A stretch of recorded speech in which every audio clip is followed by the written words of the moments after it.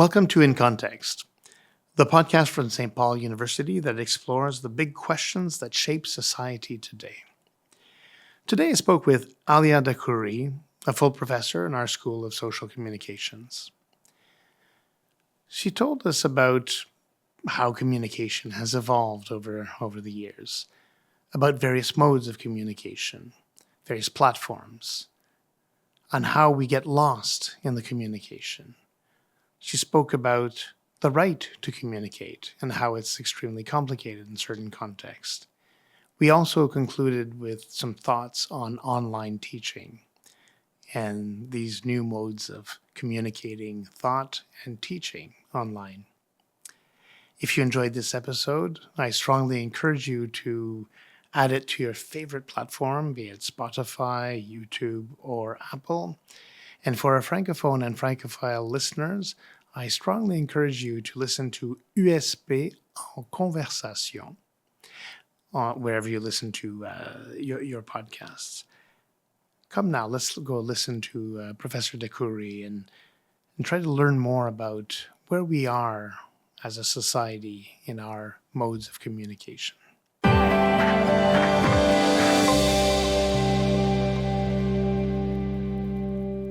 Aliaa Dakroury, welcome to our podcast. Thank you very much. So you are a full professor in social communication at St. Paul University, and you've written about communication and human rights. You've written about the very right to communicate. So I'm intrigued by that.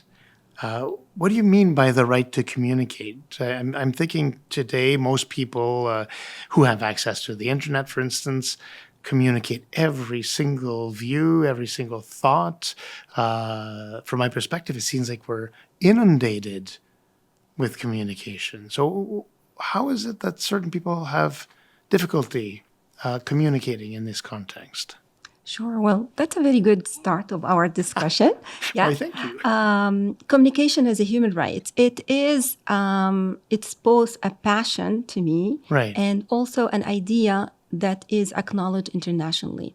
It goes back to Article 19 of the Universal Declaration of Human Rights. I know it by heart. Okay. I always go to classes and I say to my students, everyone has the right to freely send and receive, seek and impart any information using any kind of media without any kind of frontiers. Right. That's a note. Without any kind of frontiers, without any kind of restriction.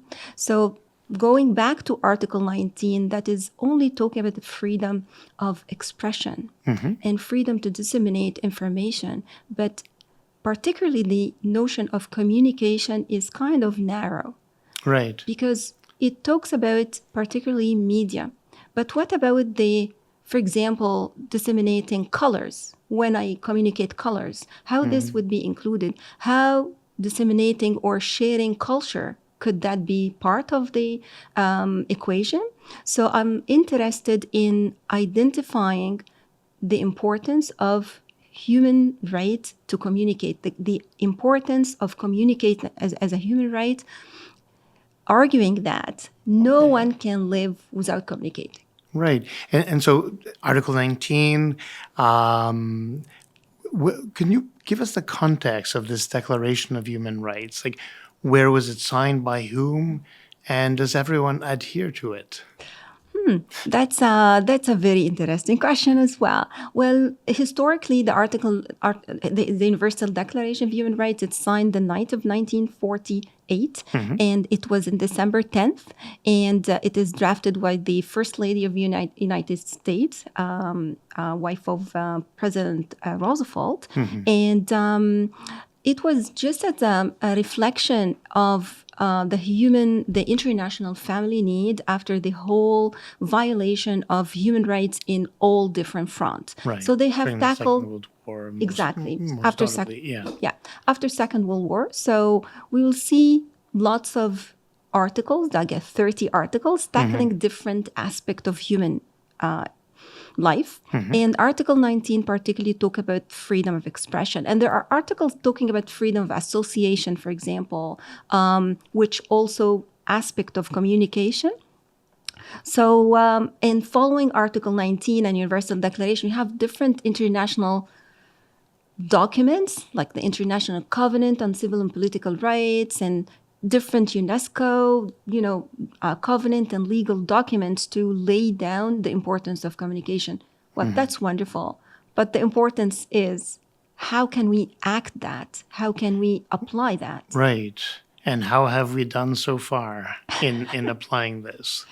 Well, I give an A+ to Canada. Okay. Because in my research, I have tracked the historiography of the right to communicate. In my first book about the philosophical foundation of the right to communicate, going back to the 17th century, Milton, Areopagitica, John Locke, and different Jean-Jacques Rousseau, and all of the famous philosophers until Jürgen Habermas. And then I said, well, that is a first step. Okay. Let's see how the actual communication is enacted in different places around the world. And so when I dig into the National Archive, Canada, I found a wonderful connection between Canada as a representative in the McBride Commission.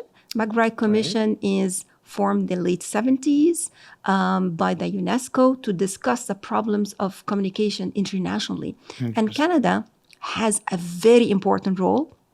In fact, the representative of Canada back then is Marshall McLuhan. And Marshall McLuhan is the famous philosopher and communications expert. Yeah. In every textbook in communication, it's known as a prophet of technology, and the famous scholars all around the world. He's Canadian.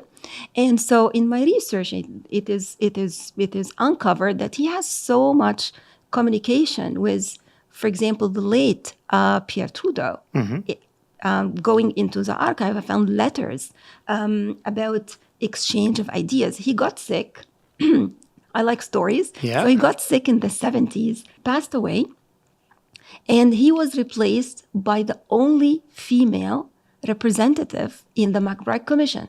She is a former Radio-Canada director, Betty Zimmerman. Okay, yes. That is all uncovered information. So that's why I say A+ for Canada for being part of the McBride Commission through Marshall McLuhan, followed by Betty Zimmerman, and she's the only female. Fun fact, before Betty Zimmerman become a member, they called that the group of 17 wise committee. They number them because all of them were male. And after joining Betty Zimmerman, they said, well, we have the group of wise men plus one wise woman. Right. So it was about time to have a wise woman around the table, right? So I'm curious about this conversation between Marshall McLuhan, known for the medium as a message, and Pierre Aliaa Trudeau. Was this when Trudeau was Prime Minister of Canada or before? Because he was also an intellectual, right? Writing for Cité Libre, amongst other things. So this was as a Prime Minister? Yes. During this time, again, I'm talking about, part of my research, I'm focusing only on the letter exchange between the UNESCO Commission, the Canadian involvement internationally, and I come across that there are some correspondence between Marshall McLuhan and the father of the right to communicate, a French figure. He's called Jean d'Arcy, and he's what we know the father of the right to communicate. And during this time, there are letters coming back and forth so Marshall McLuhan was giving some, advices for Pierre Trudeau, for example, to use TV and different modes of media and so on. So that was neat, not extensively, but it shows, at least theoretically, there are some involvement. To me, as a communication researcher, I found that so important because historically in Canada, we have Pierre Trudeau talk about the Just Society, about, these wonderful democratic ideas, and having Marshall McLuhan adding into communication, democracy, that's two pieces of the puzzle. When you put it together with the right to communicate, then you have a wonderful Canadian contribution to the understanding of the right to communicate internationally. Sounds like there's a book there. Are you working on that correspondence? Yeah, actually, Otherwise, you have to, because you've named it. It's out in the world now. yes, So we're yes. expecting this. It is. It is just published. I have been Oh, okay, working. great. Yeah. I have been working on this for the last couple of years, and it is published by International Association for Media and Research. It is one of the very famous association of studying communication media studies all around the world, and so I'm so pleased that this is coming out. And for me, it is, as a Canadian, communication scholar, it's so important to highlight the importance of Canada in understanding, pinpointing, and developing a right to communicate, not only in books and textbook, but also in policy. I analyzed the Department of Communication during the 60s, and I have found so wonderful, late 60s, early 70s, and I found so wonderful ideas. So it is out for out in the world. in the world now, and in my shelf, and in the textbook. Looking forward to reading it. And so you've been looking at the policy and also the framework for effective and responsible communication in the Canadian context. At the same time, we had the National Film Board emerging, right? So the National Film Board, if my memory serves me, was born out of the War Office, right? It was a propaganda tool, which obviously became arm's length and independent over time, and had the reputation that we know it has now. So you've got these sort of two competing models, and also you mentioned Marshall McLuhan. I find this very interesting because he's a bit of a prophet, right? The medium is the message, and I think we are in that phase now. He anticipated it. Are we actually communicating, or are we in performative communication? Are we showing that we're communicating? Are we, giving a sign of life through our dissent and positions? Are we actually talking to each other? Are we listening to each other? Yeah, these are very important questions, and so to answer that, it is kind of tricky because it is depending on each person notion of communication. Sometimes you depend on one attribute of your skills and you say, well, I am communicating. Yet it is important to see or understand what is competence in communication. Very important point, yes. Exactly. So being competent in communication, it does not mean that I have only the tools to communicate. If you give me a cell phone or a device, I can communicate. But the question, is it effective? Is it competent? And there is always an equation that we need to achieve. Competence in communication meaning not communicating only, but select the most efficient tool in communicating. Right. In every situation, we have to adjust the medium. That medium is a message. Adjust the medium depending on the audience that we are talking to, Right. the time frame that we are talking within, and so on. So I would argue that most of the new generation just look at the medium, but not necessarily the message. Right? Yeah, and I think it's important that you pointed out that there are multiple mediums, media. If you look at it etymologically, and each medium, each platform carries its conventions, expectations. How do we navigate this? So you've experienced various modes, and so have I, various modes of communications over the decades. What is happening? It seems like we're going in all sorts of directions simultaneously. One platform replaces another. Is this effective, responsible communication? Not necessarily to critique it, but I want to understand from your perspective, what is happening to today's society? in terms of communication, obviously? Sure, that's also very wonderful questions. I always ask my students this critical lens of communication. And so historically, human beings communicated using different medium of Right. communication. And we started communicating using fire, using drums, using light, using stones, the pyramids, and all of the old form of communication. They were actually still communicating, and until now we use different modes. The problem is these modes or media are evolving, and hence we need to understand that to be an effective communicator, we have to pick the most convenient, the most efficient communication tool then is in that situation, this time frame, and this audience.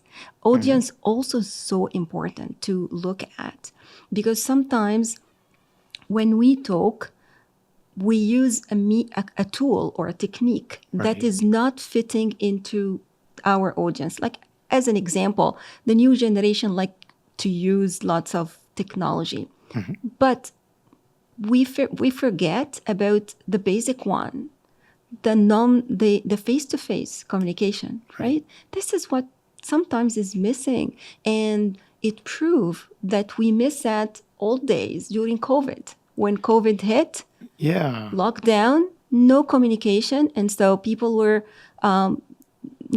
down, and lots of issues of mental health for all of us, not only us. Seems like people were communicating, though, but communicating perhaps in an unhealthy manner. Any issues were exacerbated during that period. Rumors were afloat. People became obsessed with minute details and sort of expand this. And we were speaking to screens. I remember teaching. And looking at a black screen and thinking, oh, I'm speaking into the void. I have no idea if anyone's listening, right? And this was troubling. This is absolutely troubling to me as a teacher who needs that contact, the face-to-face, to modulate my speech, my message in relation to and in function of people's responses. Yeah. So if they're looking bored, if everyone's looking bored, well, I will, obviously change topics or, Yeah. or try to bring them back. If one person's looking bored and everyone's excited, okay, well, that person is just out of it for that moment, and that's okay as well. But when you look into a blank screen, Yeah. you are looking into a dark reflection of yourself. and yet, I know you've developed some online courses, Yes. and I remember you telling me, I enjoy online teaching. Well, I don't know if I have to admit that.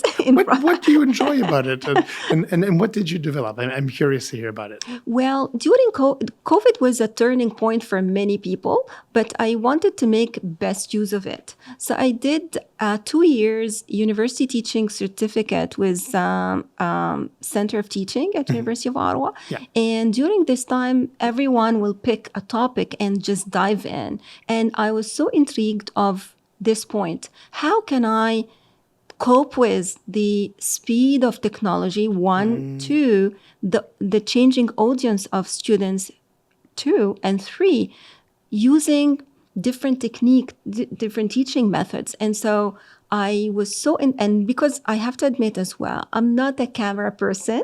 Nor am I. And yet here we are. Yeah, and here we are.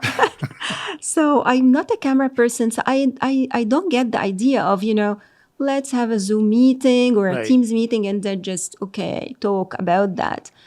Well, if I'm a student, I would definitely go and watch a Netflix movie. So I decided, let me think about what would be attractive for students. Because we have multiple possibilities when we're using online teaching. We're not just speaking. We're not just relying on memory, on rhetoric, on persuasion. We also have videos. We also have asynchronous teaching methods.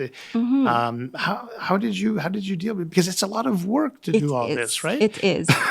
I enjoy working and I learned about this. So I discovered lots of modes of teaching. And I know it sounds a bit weird, but I went back to know how kindergarten teachers would just use the curriculum, which is so general, and have a lesson plan.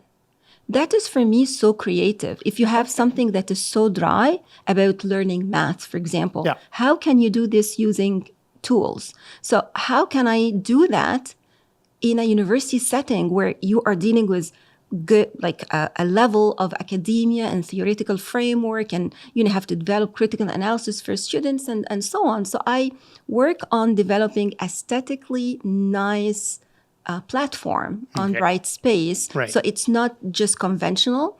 And I strive to have I created my own avatar.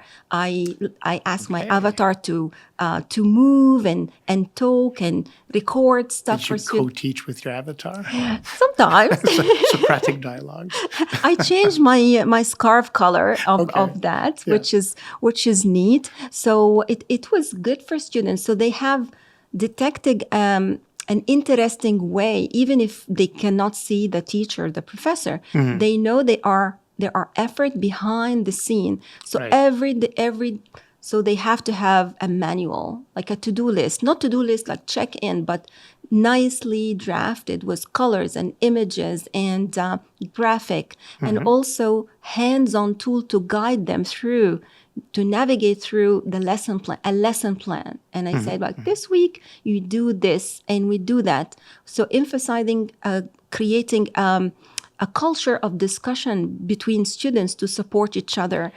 Right. And so on. Sorry, were you present at all online at any point, or was this completely asynchronous? I did both. I did 100% asynchronous. It was super successful, and I did a blend. Recently, I found a nice introduction with the students, at least, even if I'm teaching online, to have one session. I call it meet and greet. Yes. So meet and greet students at least one session to see and ask questions. But again, to enable, I have a question answer every week, and so on. So you touch base with them regularly. I have communicate. Yeah, of course. I have to communicate. Well, it's fundamental, and this is what you do, what you study, who you are as well. You need that contact. So I find it interesting in this case where you have students who basically can take classes from anywhere in the world in that context. You can accommodate students who for whatever reason, disability or sickness, or 100% cannot attend class. So this is an interesting model. You've continued past the pandemic to do this? Yes. How are students responding? Because some students just rejected that model altogether and just wanted to be there in person, and others love it. And it accommodates their schedules and lifestyles. It is a good option. The good thing that we need to see, nonverbal communication and face-to-face communication is key, right? Yeah. And all of us can agree on that. I am good at teaching online, but it is not my one favorite thing. I have to meet students. So based on the feedback, luckily at university we have the formative evaluation and informative evaluation. So the evaluation the student would get anonymously, they would just freely express their perspective on the teaching mode, the content of the class, and what's not. So this is one way of knowing what they like and what they did not. But I tend to ask them anonymously using surveys during the class, midway to class, and the end of the class. What tools that you prefer more? And again, I'm always giving them the sneak peek. By the way, I can track who see the pages and how many times you can log in and so on. But not to... Vaguely creepy. It is not that creepy in a way, because for me as a teacher, if for example, you spend I don't know how many hours, and you created this wonderful lesson plan. And by the end of the day, no one look at it even. So it tells me indirectly that maybe this is not effective. Maybe I need to change it. So that's why I need to check and use technology. Also, it's the platform that we have, it's very good. We can adjust timing for students with accommodation. I can ask them to customize the timing to, if for example, an exam for 2 hours and I have someone with 50% off, I can allocate that. So you need to play with technology. Again, medium is the message, but in a way that will not erase the face-to-face. It is important to say that. It's important to keep on meeting students and advising them and mentor them and be present for them. Right. Yeah. And it certainly feeds the morale on campus if they're actually around. And it establishes contact and interpersonal relations and connections for the rest of their lives in many cases. So we have an interesting model here with a hybrid approach, both online and in person. We've set up a podcast here, and you mentioned earlier that you were camera shy, and well, so am I. Like we did a podcast in French last year, and we're continuing this year. And this was strictly microphones in person, and I'd end up all contorted and going through my notes all the time. But the camera does bring a sense of you're being watched, even though people aren't necessarily watching it. But that option is there. Yeah. We did this for relatively little cost. Did it very simply. It will be out there soon, whenever we decide, and we hope for the best. Hope that people come and listen. So this is almost like guerrilla filmmaking, guerrilla podcasting. Everyone has this access, or most people have access to these sort of platforms. What does this mean for public broadcasters, for instance? We're seeing in the U.S. I think it's next week or at some point in the fall. Funding for NPR is being cut, federal funding, that is. We're seeing different forms of adjustment. The BBC in England now has multiple venues, BBC One, Two, etc. Radio France Internationale has a very robust online offer and videos and radio and television. Radio Canada and CBC each have their templates, their niche and their approaches, but there's like an expansion there happening. What do we still need public broadcasting? This has been brought into question politically from the Conservatives recently in the last election, questioning its funding. So how is it necessary today to continue with public broadcasting, or is it? That's a fantastic question. Thank you for asking me, because I am a fan of public broadcasting, of a public service media. Yeah. To me, as someone who is so keen about enacting a right to communicate within the media policies, having a public broadcaster that speak on behalf of everyone, free of charge, that is key for anyone who advocate for a free communication, giving voice to the voiceless, advocating on behalf of the marginalized group. I mean, if I have money, I can build a radio station and I can say whatever I want. But does this mean that I'm including everyone that I do not like, or someone who is intellectually different? My approach, for example, politically, religiously, culturally, there is no guarantee. So having a public broadcaster, to me, it is a sense of social justice within media policy, within the media system, within the media structure. It is advocating on behalf of everyone, bringing on the table for policymaker issues that is interesting to the mainstream people. Right. Such as a bus a bus line that is not operating, something that is functioning here and there. There is no guarantee if, again, the majority it is important for them. It's not important about quantity. It's important about including everyone. Right. And so to have someone who can do that as part of their job on our behalf, that is an ethical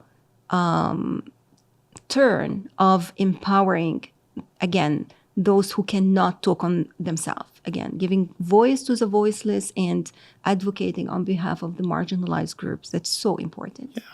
And I'm hearing your definition of public broadcasting as something perhaps mission driven, socially responsible, advocating for diversity of perspectives and voices. And are we doing this? Are we actually succeeding at this? I would vote yes. Yeah. For the majority of time. Again, I am not analyzing everything, but from at least from what I can see, the angle I can see, there are lots of tools that people can reach out to the media and ask for more.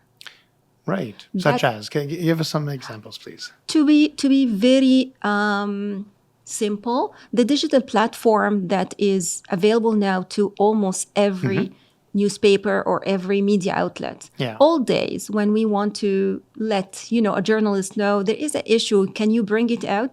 Letter to the editors, right? But nowadays, you can just send that instantly by in the public library, for example. You don't have even to have an internet at your home, so you can do that. The notion of censorship is very crucial for me. Someone who can mute you if you do not agree with them. That is, for me, again is the right. I have a human right to say my ideas, even if it's not pleasing everyone. These have to be said, and it has to be heard. You don't have to agree with me, but you cannot mute me from saying it. So I can see that in coverage, for example, in different issues, problematic issues, heated debates. We don't have to be with or against, but we have to be a platform for what we call the marketplace of ideas. So media should be a marketplace of ideas, advocating on behalf of everyone. That's why I see lots of, again, Canada is proud of having this model. It's not market driven. It is not pay as you go all of the time. And but we have still Radio Canada, we have CBC who can be representing everyone, hopefully. Absolutely, yeah. And we expect that, of course, of them.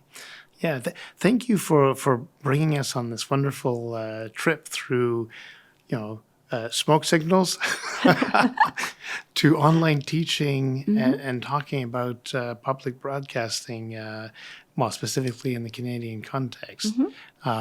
So it's not all about flooding the zone and communicating as much in any which way. It's really about engaging in the conversation. Yeah. And I'm so glad we were able to do that together today. Thank you. Thank you so much for having me. And if I have to add one line, I would say communication is a power. Yeah. The only thing that we know how to turn on the volume of this power. So this way we can make sure that everyone can exercise their right to communicate. Thank you. Thank you.